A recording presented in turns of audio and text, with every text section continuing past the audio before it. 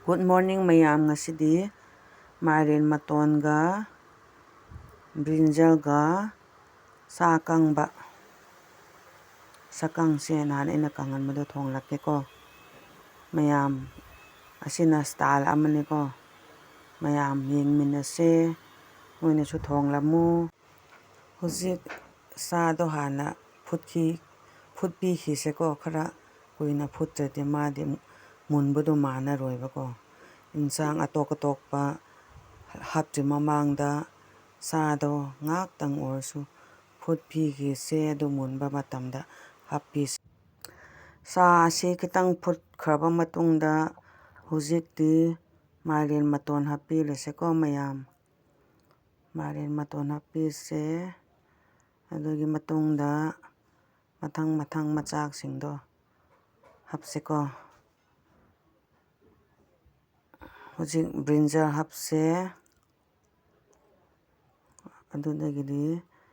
chanam pias happi se ko adudagidi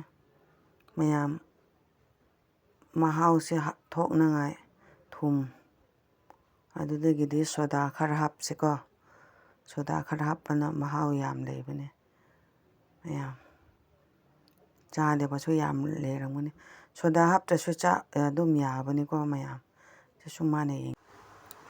hujikti insangda machak khara hapse ko si nausek lambi ni ko si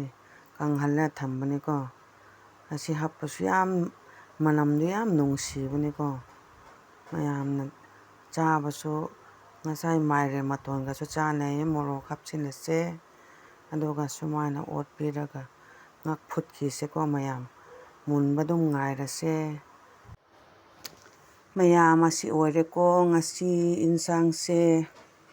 hawdo manbra yam hawbani ko noisu thonglaga yenglamo sumain thongbase ko utti